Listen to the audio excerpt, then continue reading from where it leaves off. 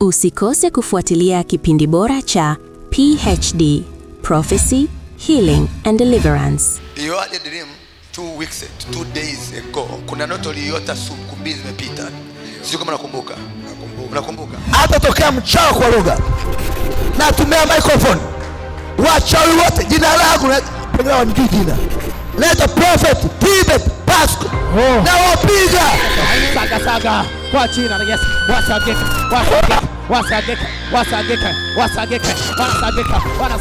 Ndani ya kipindi hiki utaona shuhuda za watu mbalimbali wakifunguliwa, wakitabiriwa na kuwekwa huru kwa nguvu za Mungu. Kipindi hiki kinaletwa kwenu na Pastor Samuel Christ, Pastor Elizabeth Christ na Pastor Cecilia Christ. Kipindi hiki hurushwa kila siku ya Jumatatu, Jumatano na Ijumaa kuanzia saa 3 usiku hadi saa 4 usiku hapa JN Power TV.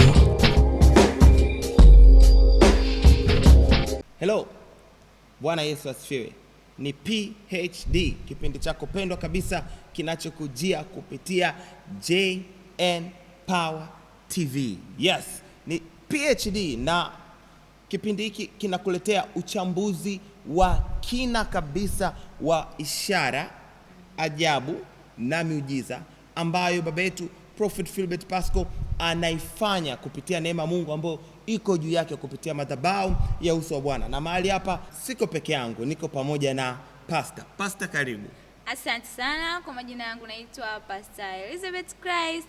Tupo pamoja kuhakikisha kwamba unapata yale yanayojiri kanisani kwetu katika kipindi cha PHD kinachoenda live katika TV yetu ya JN Power TV. Yes, karibuni sana. Yes, lakini pia hatuko peke yetu, tuko pamoja na Pastor. Pastor, karibu sana. Wow, asante sana. Kwa jina naitwa Cecilia Ivan. Nimeokoka, nampenda Kristo. Ni kijana wa Prophet Philbert Pasco.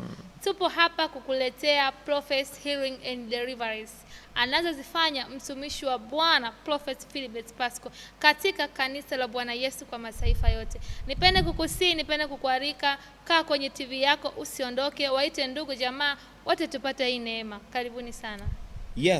Yes, mpenzi mtazamaji, nipende kukusii usitoke kwenye television yako. Kuwa pamoja nasi kuanzia mwanzo mpaka mwisho wa kipindi, maana siku hii pia tuna full package ya muujiza wako. Biblia inasema imani chanzo chake ni kusikia, na kusikia huja kwa neno la imani. Kwa sisi tunakuletea muujiza hii ili imani yako ikue. Utakaposikia na kuona, imani yako itakuwa na kuongezeka. Kwa hatuko peke yetu mahali hapa, tupo na uwepo wa Roho Mtakatifu. Yes, moja kwa moja tunakuletea muujiza mkubwa kabisa. Mimi huu muujiza, pastor zangu na uita ni prophetic wisdom.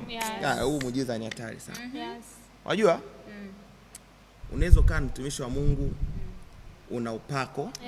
Unaweza kaa mtumishi wa Mungu ni nabii. Unaweza kaa ni apostle. Unaweza kaa mtumishi wa Mungu una everything. Ukitembea watu wanaanguka mapepo. Unaweza kaa mtumishi wa Mungu ambaye you are brand, wamekubrand, unajulikana, lakini ukakosa hekima. Ukikosa hekima, huduma yako ni bure. Ni ngumu sana. Kwenye Biblia yuko mtu mmoja anaitwa Suleiman. Biblia inasema Mungu akamtokea. Mungu alipomtokea akamwambia, omba lolote utakalo nitakupa. Imagine Suleiman alikuwa na uwezo wa kuomba maadui wa baba yake Daudi wafe ili atawale taifa la Israeli. Alikuwa na uwezo wa kuomba fedha. Ndio. Alikuwa, na mimi nisiwe muongo jamani. Yaani Mungu angeniuliza kwa wakati huu, ni baba naomba unipe fedha. Lakini kuna kitu kinaitwa hekima. Suleiman akasema, kwa kuwa umemfanyia fadhili baba yangu Daudi, ninakusii Mungu wa baba yangu Daudi, ukanipe moyo wa hekima na moyo wa adili. Mungu akamwambia, kwa kuwa umeomba moyo wa hekima na adili, haujaomba fedha wala maadui wa baba zako. Mungu akamwambia hivi, hekima nimekupa, lakini nitakupa na utajiri zaidi yako hakuna mtu, na kabla yako hakuna mtu. Kwa sababu ya kitu kinachoitwa nini? hekima. Sasa hiki kitu tunachoenda kujadili hapa, huu muujiza mimi naita prophetic wisdom. Ilikuwa ni tarehe 23 mwezi wa 12 mwaka 2025. Ilikuwa ni katika ibada zetu za PhD, Prophets Healings and Deliverance, Kinyerezi madukani. Ni kila Jumanne kuanzia saa 7 mahali hapa mtumishi wa Mungu huwa anaonana na mtu mmoja mmoja. Wakati ibada inaendelea, akawa ameingia, ni kijana ile, ameingia amekaa very desperate, ana mawazo, anaonekana kuna vitu vinamsumbua. Unajua mwanaume alafu amenyongonyea, sisi hatukujua ni nini, lakini Mungu alijua. Kwa ameingia kwenye ile ibada, amekaa kwenye kiti, anasikiliza neno lilokuwa linatolewa mahali hapa. Wakati mtumishi wa Mungu anaendelea kuhubiri, akamuona, akamsimamisha. Alipomsimamisha, akaanza kumtabiria. Kwa wakati yule ni kijana amekaa, prophet alikuwa hapa madhabahuni, alikuwa amekaa, akamsimamisha. Alipomsimamisha, akamuuliza mke wako yuko wapi? Akamuuliza mke wako yuko wapi? The man was very desperate. Alikuwa na uchungu, ana huzuni, lakini sisi kama kanisa tulikuwa tujui ni huzuni ya nini, lakini Mungu tayari alikuwa ameshajua ni huzuni ya nini. The man akasimama. Aliposimama akasema, mke wangu amenikimbia. Mke wangu, unaweza ukafikiria upo kwenye mahusiano ya ndoa, sio mahusiano ya uchumba, ndoa kabisa.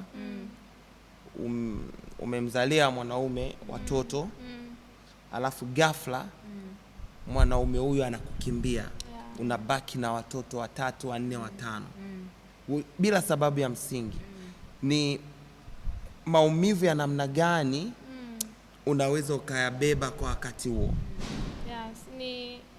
Yani sijui nisemeje, ni wale labda mimi bado sijaolewa, kwa hiyo ninaamini yule mtu ambaye ameshapata ndoa, ninaamini hapa kuna kitu atatuelewa. Kuna kitu wewe ndugu mtazamaji unayetutazama, ninaamini nyinyi ambao mna experience, baba anasemaga mwenye experience kidogo kunizidi mimi, ninaamini unanielewa. Ni kwa hali ya kawaida tu, inaumiza. Kuachika, umewahi kuachika kwenye mahusiano? Maumivu, ulishawahi kuachika? Maumivu ya kuachika tu kwenye mahusiano, ukiwa tu kwenye mahusiano, jinsi yale maumivu unayopitia. Sasa fikiria umeshaingia kwenye ndoa, kwenye agano, umezaa na watoto, alafu unaona ndoa yako imevunjika, imeseparate. Ni kitu ambacho kinaumiza sana, inahuzunisha sana. Afu sasa ukiangalia, yani mbaya zaidi, una watoto, kuna yule mtoto mdogo anakutazama, kuna mmoja anakuhitaji. Sasa mimi sijajua kwa mwanaume, kwa mwanaume inakuwa ni ngumu sana. Alafu kumbuka kwamba wewe ndo baba, mke wako amekimbia, unatakiwa sasa uwapikie watoto chakula, uogeshe watoto, si ndio? Uhakikishe wamelala, yani wewe uchukue majukumu yote aliyokuwa anafanya mama, uyafanye wewe kama baba, na wewe uwe kama baba. Nakumbuka siku hiyo, inaumiza sana. Mimi mwenyewe machozi yalinitoka. My God. Baba the time anamuuliza Mr. Where is your wife? Mke wako yuko wapi? Alijibu kwa huzuni, ameondoka. Ameondoka, ameniachia watoto 5. Mtoto mdogo ana miaka 3. Just imagine, mwanaume anaachiwa watoto 5 na mtoto mdogo ana miaka 3 na ni binti, ni mtoto wa kike. Mwanaume wa miaka 40 unaachiwa mtoto wa miaka 3 wa kike. Mtoto wa miaka 3.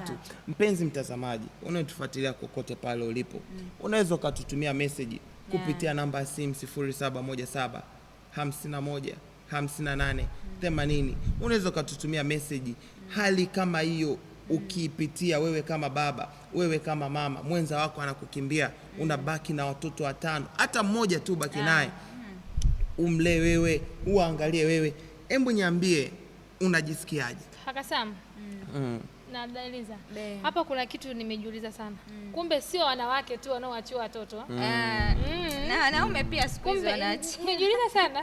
Kumbe sio mama tu anayetelekezwa. Kumbe hata baba ni waga wanatelekezwa watoto. Yeah, prophetic. 50-50. Hapa ndo kuna kitu nataka leo tutende kuchika kiangalie. Kitu kinaitwa prophetic wisdom. Unajua mtumishi wa Mungu, na hii naomba niwashauri hata wapenzi watazamaji. Sehemu ambayo upo, muangalie mtumishi wa Mungu huyo ambako naabudu. Je, ana hekima? Ana hekima?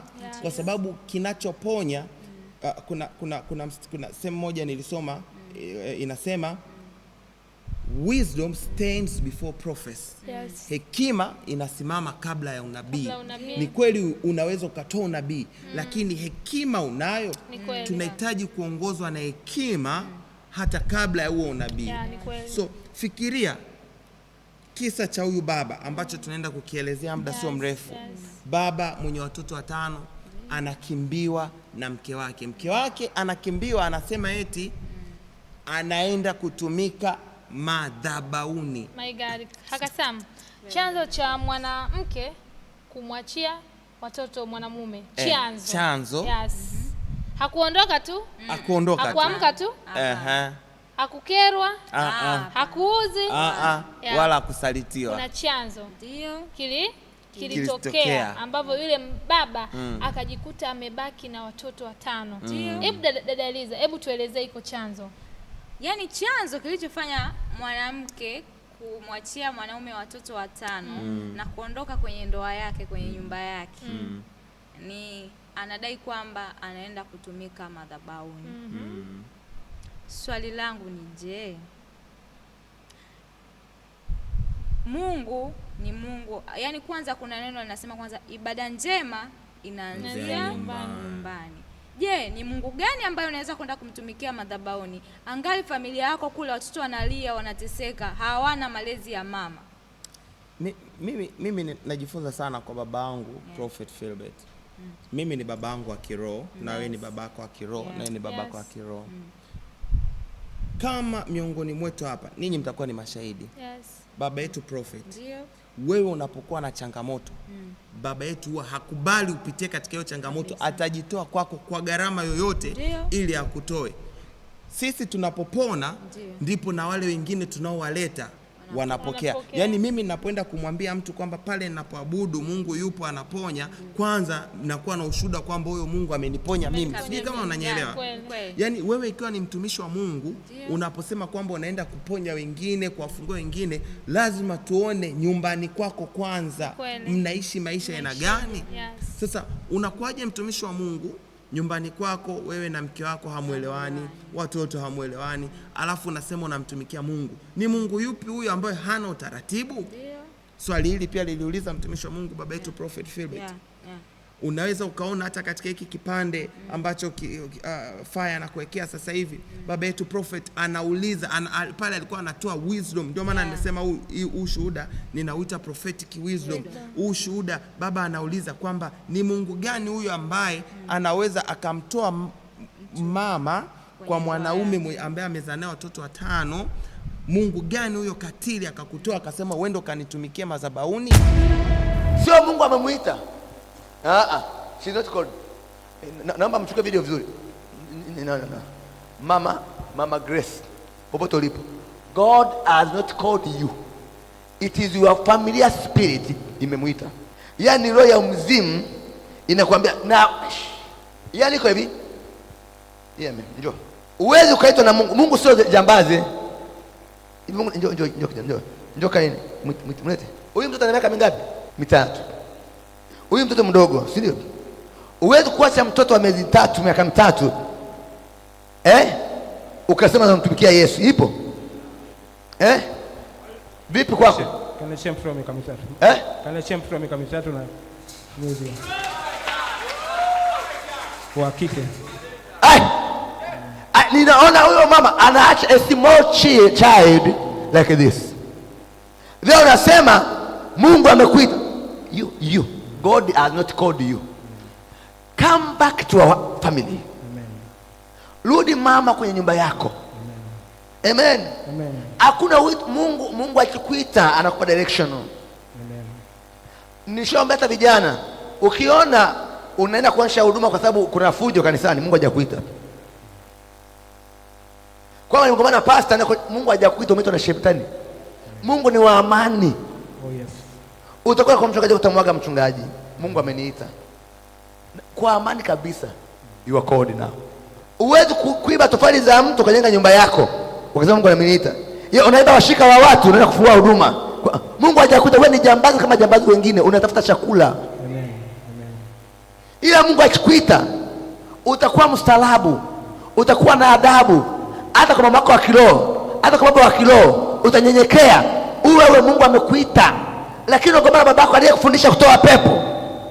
Sasa Mungu amekuita, wewe ni jini kama jini mengine. Ni Mungu ana utaratibu.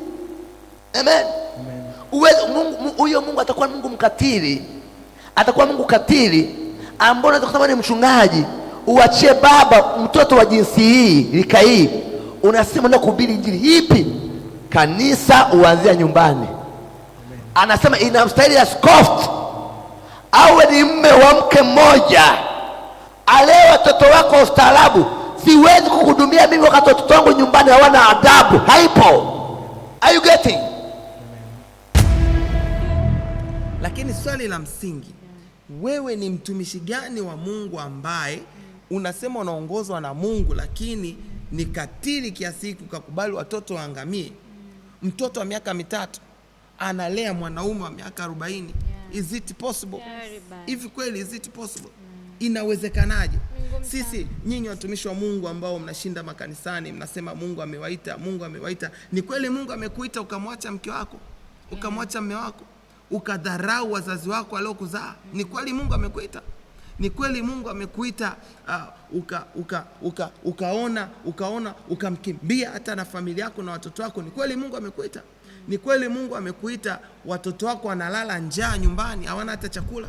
Mke wako analala njaa, hana chakula, unampiga. Mke wako anakuja kwenye ibada amevimba kwa sababu jana usiku umempiga makofi. Ni kweli Mungu amekuita? We need wisdom. Yes. Kwanza sidhani kama Mungu ni wa hivyo. Kwa sababu Mungu ni pendo. Mungu ni pendo.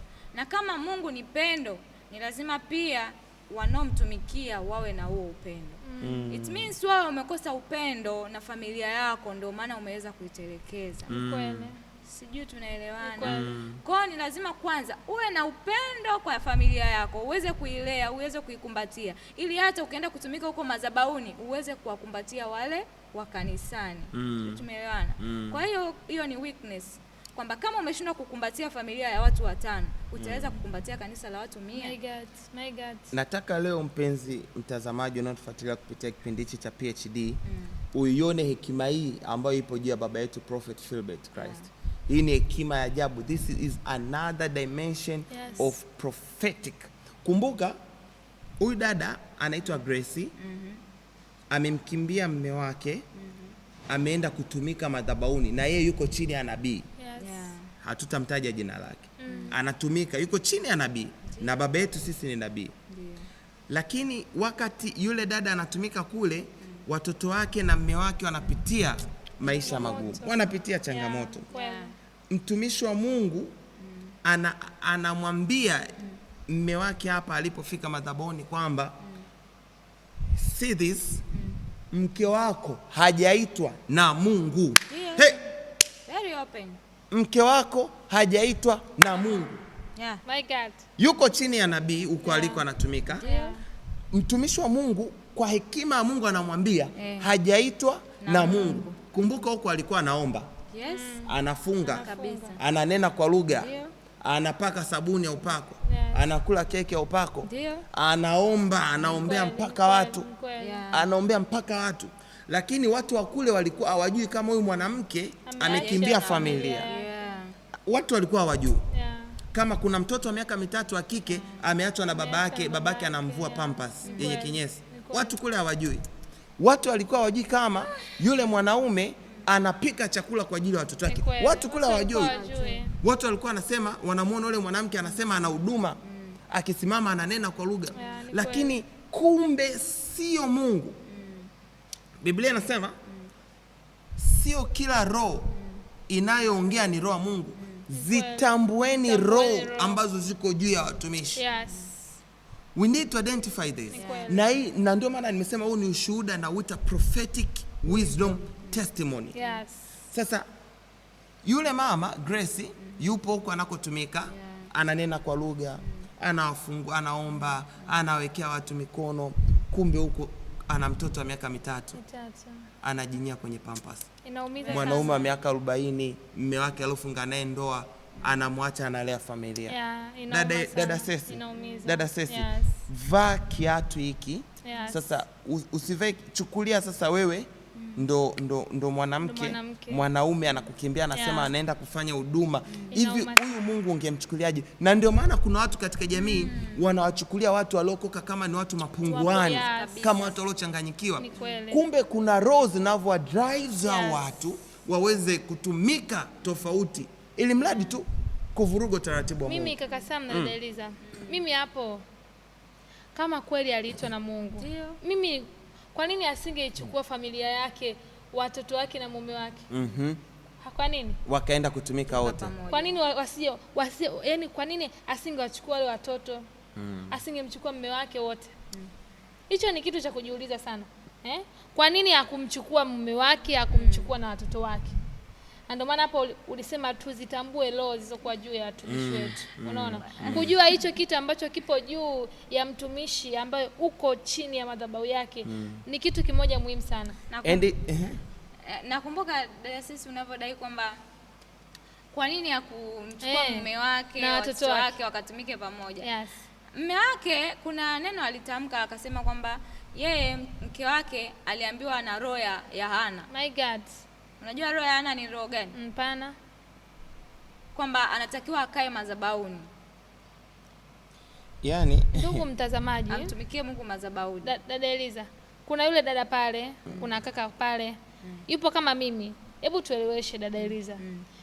Kwamba yani kwa the way ninavyoelewa mimi, kutumika madhabahuni kwamba anakuwa analala hapo hapo madhabahuni, anakula hapo hapo madhabahuni, hebu tueleweshe, yani hiyo roho ya Hana inabidi akae madhabahuni, yani yeye ndo anakaa kwenye kiti juu ya madhabahu au anakaa wapi? Hebu tueleweshe dada Eliza. Yani mimi ninavyoelewa, mtu mwenye roho ya Hana, yani anavyodai anatakuwa akae madhabahuni. Yani yeye maisha yake yawe ya kanisani all the time, anakuwa ni mtu wa kanisani, yani kuangalia madhabahu na vitu vingine kama hivyo yani. My God. Ukisoma kitabu cha waraka wa kwanza wa Yohana 4 mstari wa kwanza, Pastor Rabi tunaomba utuwekee huo mstari ili wapenzi watazamaji wote wasome. Biblia inasema wapenzi, msiamini kila roho, bali zipimeni roho kama zinatoka kwa Mungu. Kwa maana manabii wa uongo wengi wametokea duniani. Huyu ni waraka wa Yohana. Mungu mwenyewe anasema zipimeni roho. So kila roho natakiwa kuiamini. Sasa yule mama mchungaji wake, nabii wake akamwambia hivi, wewe una roho ya Hana. Hana kwenye Biblia alikuwa ni nani? Hana kwenye Biblia alikuwa ni mwanamke, mke wa Elikana, mamake na Samueli. Yule mwanamke alikuwa ni tasa. Baadaye akaja akampata mtoto anaitwa Samueli kwa uwezo wa Roho Mtakatifu. Alipompata yule mtoto, yule Hana akaenda akamtoa Samueli madhabahuni. Samueli akakuwa madhabahuni. Sasa yule nabii sijajua aliongozwa na roho gani, akamwambia yule mwanamke kwamba yeye ana roho ya Hana, kwamba Hana kwa kuwa yeye alikuwa Samuel alikaa madhabahuni, sasa Hana anatakiwa akae madhabahuni badala ya Samueli. Sijui unanielewa wapenzi watazamaji. Tunaongea ili kwa umakini sana ili uweze kuelewa na wewe uanze kupambanua hizo roho unazozisikia kama ni za watumishi wa Mungu. Yule mama akaamini kwamba yeye kweli ana roho ya Hana. Kumbuka kwamba Biblia inasema wanaoongozwa na roho wa Mungu ndio wana wa Mungu. Hakuna roho ya Hana, hakuna roho ya Samueli, hakuna roho ya Ibrahimu, kuna roho wa Mungu. Sio, unanielewa vizuri? Wanaongozwa na roho wa Mungu ndio wana wa Mungu. Lakini akainuka nabii akasema wewe una roho ya Hana. Yule mama akaama kutoka nyumbani akaenda kukaa wapi? Madhabahuni. Kaiacha familia, watoto. Yeah. Mume. Yeah. Akawacha wanahangaika. Sasa kilichotokea ni nini?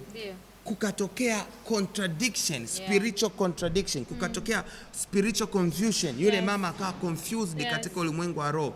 Mama akiamini kwamba yeye ni mtumishi wa Mungu, ana roho Hana.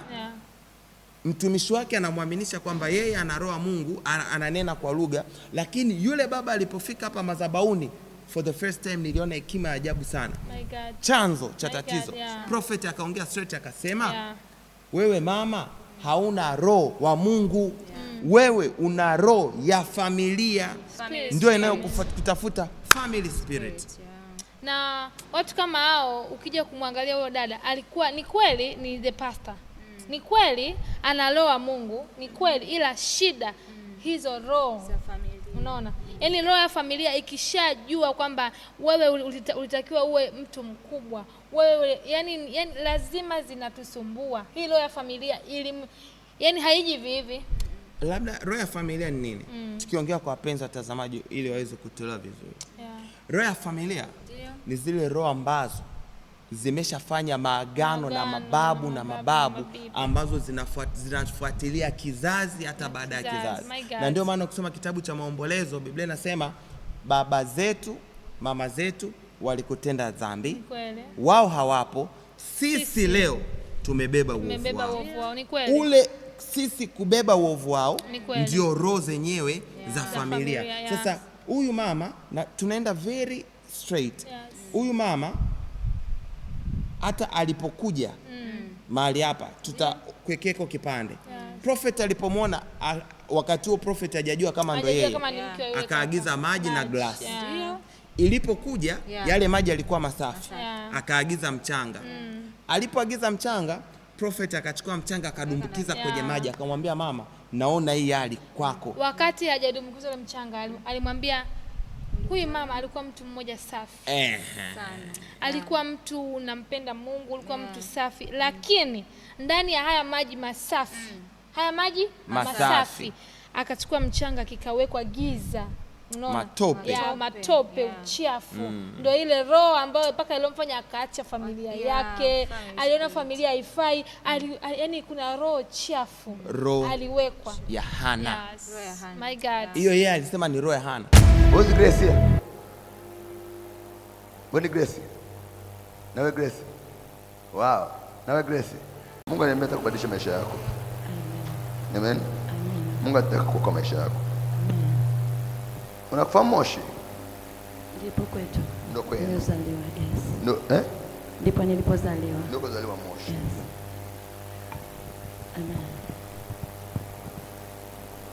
Amen. Nyumbani kwenu ndio ulikuwa umezaliwa binti pekee mwenye neema. Mwaka 83 nani alizaliwa kwenu? 84. Mimi hapa. Ni wewe hapo. Tarehe 9 mwezi wa 12 84. 84, yes. Exactly. Amen. Prophecy itokea mwaka 83 November for you to be born. Kuna nguvu ya giza na uchawi na rana ya kwenda kusumbua. Yes. Amen. Umeolewa? Umeolewa lakini kwa tumetengana. Mko umetengana. Ninaomba glass. Niwekee maji. Ninaona glasi ina maji meupe. Yes. Hayo maji meupe yanaingia udongo. Sahi. Amen. I see a grass. Ninaona unazaliwa hivi. Ukiwa white, ukiwa msafi, listen woman of God. Naomba niseme kama my goodness. Naona sikielewi. Okay, ninaona huyu mama is in this way. Yuko hivi kama maji. Then ghafla kama sogea hapa. Inatokea tope na ingia hivi. Anakuwa hivi. So this is the life she's living until now. Amen. Then a contradiction ya mapepo ndani ya mama. Yanajifanya is like, are you getting? Is how your life is. Mashoka na hivi. Is how your life. Lakini ilikuwa ni family spirit. Sasa family spirit inadili na nini? Hapo mimi nina swali kidogo. Sasa utatambua vipi kwamba hii ni family spirit au hii ni Roho Mtakatifu, kwamba mimi natakuwa nifanye hivi ni family spirit inanisukuma nifanye hivi, au nataka nifanye hivi ni Roho Mtakatifu anataka nifanye hivi? Utawezaje kutofautisha hivi vitu viwili? Swali zuri sana. Yes, zuri sana. Family spirit ni hivi. Jiangalie wewe, piga picha maisha ambayo wewe unaishi. Kama wewe unasumbuliwa na utasa. Yes. Kama wewe unasumbuliwa na umaskini. Ulevi. Kama wewe unasumbuliwa na ulevi. Yes. Unasumbuliwa na roho za uzinzi. Yes. Piga picha kwenye familia yako. Unavuta sana sigara, bangi. Piga picha kwenye familia yako. Lazima alishakuwepo aidha babu yako, aidha bibi yako, shangazi, mjomba ambaye alishawahi kupitia tatizo kama hilo. Okay. Ukiangalia Sara, Yes. alikuwa tasa. Yes. Sara, Yes. alikuwa tasa mpaka pale Mungu alipoingilia. Yeah. Mke wake Isaka, mtoto wa Ibrahim, Rebeka, alipitia changamoto ile kama alopitia mama yake. Ni kweli. Sara. Yes. Ile ilikuwa ni family spirit. Ni mbaya sana. Sijui kama unanielewa vizuri. Ile ilikuwa ni family spirit. Ukiangalia maisha ambayo alipitia Yakobo, Ibrahim kuna wakati ulifika akakimbilia Misri, akajificha kule kwa Farao. Baadaye akarudi. Aliporudi kule alifukuzwa na Farao, akasema hapana, wewe rudi. Uzao wote wa Ibrahim una historia ya kwenda Misri na kuondoka Misri. Roho ile iliyotembea kwa Ibrahim imetembea kwa uzao wake wote. Ile ni family spirit. Na hii kaka Ile ni family spirit. Na dada Eliza, hii ipo sana kwenye maisha ya binadamu, hata sisi wenyewe hapa. Hizi roho za familia zipo. Sio tu kwa huyo dada ambaye tunamzungumzia, dada Grace, hapana. Zipo hata makanisa, makanisani, mitaani. Ukija kwenye makanisa, hizo roho za familia ni zipo. Unamkuta mtu anaomba, anafunga, anasali, lakini bado ana kale kaumbea. Kale kaumbea ana katabia ka uchonganishi. Utamkuta mtu analia madhabahuni. Analia kabisa, analia, lakini ana ile tabia ambayo yani unaona huyu ameokoka kweli. Mbona nyenendo zake ni hizi? Unaona? Yaani kuna roho inakuvuta. Kwamba kaka Sam wa kwetu wa Yesu. Yaani kuna roho inakuvuta. Yaani unajikuta wewe yani ni kuna mtu mwingine hapa kanisani. Mtu mwingine ameoa. Lakini amekuja na mke wake vizuri. Ila yani kupiga tu jicho ile kumwona Sisi anaimba praise. Wow. Kuna mwingine yani kuna mtu mwingine la mwimbaji. Yani yule akigeuka nyuma hivi akimwona mpiga drums anasema oh my god. Unaona? Lakini yani sio yeye pale. Yani ni kuna zile roho za familia ambazo zinatusumbua makanisani, mitaani, vijijini kwetu tulipozaliwa. Hizi roho za familia huwa zinafunga sana. Na unakuta hauzai. Hebu angalia shangazi yako alizaa. Unaona? Unakuta mimi ni maskini. Huko nyumbani kwenu nani alishie kujenga gorofa? Akajenga gorofa. Ni kitu ambacho kinatusumbua. Kwa hiyo tusipoelewa hizi, unaweza kusema kwa nini ninapitia magumu? Hapana. Bado hujajua ni roho gani iliyo juu yako. Ni roho ya familia ipi? Aidha ni uzinzi, ni umbea, masengenyo, ongeaji, mtoto mwingine yani ni anajilas. Sio kwamba umemkosea, hapana. Ni from nowhere lazima nisimpendi Sam. Hapana. Sio wewe, yani sio wewe. Kuna roho yani kwamba kuna mzimu yani si jamani, yani Sam akiwa anaomba mimi ananikwaza. Hapana. Yani ni kuna kitu ambacho kipo ndani yako. Yes. Kwa yani kama tusipopambana haiwezi kutoka kizembe hivi. Umeelezea vizuri sana kuhusiana na family spirit. Sasa mimi niko hapa najiuliza swali moja. Kwa mfano mimi nipo kanisani, ni mwaminifu, nafunga, naomba, lakini bado hizo tabia za asili hazijaniachia. Sasa nitafanya nini ili niweze kuepukana na hizo tabia za asili? Nitafanya nini ili niweze kuepukana na tabia za asili?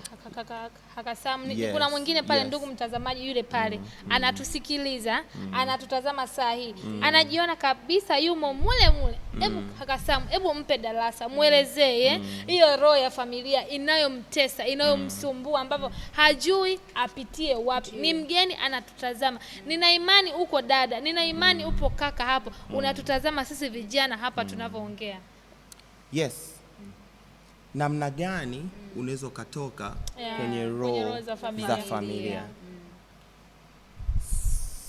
Sehemu pekee unayoweza kutoka kwenye roho ya familia, kwanza ni kuwa na maarifa. Ujue kwamba tatizo hili, yani ukishajua tu kwamba tatizo hili lilishakuepo kwenye tangu kwenye shina, limekuepo na kuepo na kuepo, ukajua kumbe hili sio la kwangu peke yangu. Ukishajua tu kwamba hiyo ni roho ya familia, hilo ni hatua ya kwanza. Hatua ya pili, lazima uwe na hekima ya kujua wapi nitakapokombolewa. Mimi Samueli nasema hivi, chini ya neema ya babangu Nabii Philbert Christ, yeye aliyetupa sisi mafundisho haya mpaka leo tunawaambia wapenzi watazamaji wetu pale.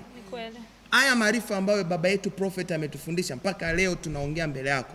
Huyu mtumishi wa Mungu, huyu baba yetu prophet ana uwezo wa kukufanya wewe mpenzi mtazamaji unayesumbuliwa na roho za familia ukatoka katika hizo roho za familia. Tunao mifano wa vitabu mbalimbali ambavyo ameviandika vingi, ameelezea juu ya roho za familia. Hivi ni miongoni mwao. Ukisoma hiki kitabu cha Nguvu ya Dhambi, Kuzaliwa na Wokovu, humu ndani ameelezea kinaga ubaga sana juu ya roho za familia na namna ya kutoka. Wokovu una maana gani kwa mtu anayetaka kutoka katika roho za familia? Kuzaliwa mara ya pili kuna nguvu kiasi gani ya kutoka katika roho za familia? Kubatizwa kwa maji mengi kuna faida gani? Haya yote yapo ndani ya hiki kitabu, na ndio maana nimesema vitabu hivi ambavyo vimeandikwa na mtumishi wa Mungu baba yetu Prophet Philbert vimebeba majibu yako. Wewe mpenzi mtazamaji ambao uko mkoani, ambao utatamani, unaona kabisa kuna tatizo limenisumbua kwa muda mrefu na ninatamani kutoka, basi ukisoma vitabu hivi, Nguvu ya Dhambi, Kuzaliwa na Wokovu, Mungu atakufungua. Ukisoma kitabu cha maombi yenye nguvu ya mpenyo, maombi yenye nguvu yenye mpenyo. Hiki kitabu kaka Sam kina maombi mengi sana. Mwongozo. Kina mwongozo, kina maombi mengi sana. Hata mimi nimeshakisoma na ninacho. Nipende kukusii tu wewe ndugu mtazamaji unayetusikiliza hapa, hichi kitabu kina maombi ya kuvunja laana. Kuna dhidi ya vita, maadui, umaskini, kinaelezea kabisa. Na haya maombi mimi kuna siku nilikuwa, yani moyoni mwangu nilikuwa kama sina amani. Hii ni sure kabisa. Nilikuwa sina amani. Sasa nimelala nikasema, ni nini yani nimelala lakini naona nyumba kama kubwa hivi, nikasema hapana. Nikaswitch kitabu. Hichi kitabu nikaenda kuomba kwamba kutoa ile hofu. Huwezi amini. Niliomba, nililala kama mtoto. Hichi kitabu, yani niliomba ombi moja tu, ombi la kuombea ile roho ya hofu. Niliomba, nilikataa. Yani hichi kitabu kinaongoza vizuri. Niliomba, nililala kama mtoto.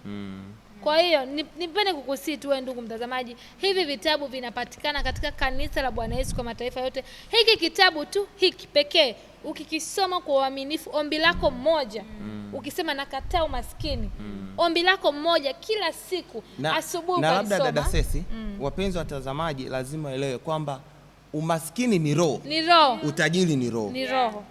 Utajiri ni roho, na umaskini ni roho. Sasa tunapozungumzia roho za familia, huenda familia uliozaliwa wewe kuna roho fulani, aidha ya umaskini au ya utajiri. Kwa wewe jipime kwenye mizani.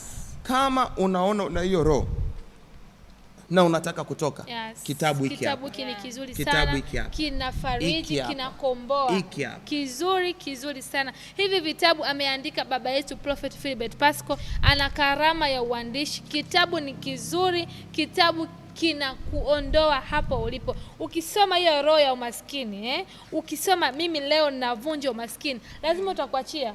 Lazima utakuachia kaka Sam, lazima. Hichi kitabu ni kizuri sana.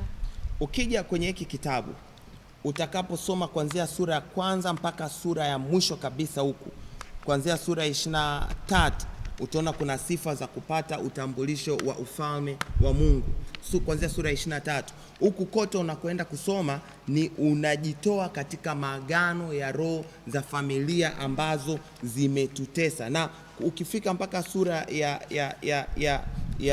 27, sura 26, huku nyuma kabisa kuna sehemu anasema sasa jiungamanisha hapo kwa kukiri kwa uhakika ya kwamba hapa ukiri haya maombi ambayo yameandikwa katika hiki kitabu, kwa kadiri utakavyokuwa unakiri ndivyo Mungu anavyozidi kukutoa. Yes. Hauhitaji kuwekewa mkono. Yes. Hauhitaji kupewa mafuta upako. Hauhitaji sijui kufanyaje. Unahitaji maarifa ambayo yapo kwenye hiki kitabu. Haya ni maarifa makubwa ambayo natamani mpenzi unayetufuatilia wa Tanzania, watu wa bara la Afrika, Asia, Marekani, wewe ambao unatufuatilia, ambao unaona kuna jambo limeshindikana kabisa linatokana na roho ya familia, tafuta kitabu chako hiki, utakipata sehemu yote ulipo, utatumiwa na Mungu atakuhudumia. Kwa wewe ambao uko mkoani, unaweza ukapiga simu namba hii hapa 0717 51 58 80. Fanya mawasiliano namba ya simu na utatumiwa.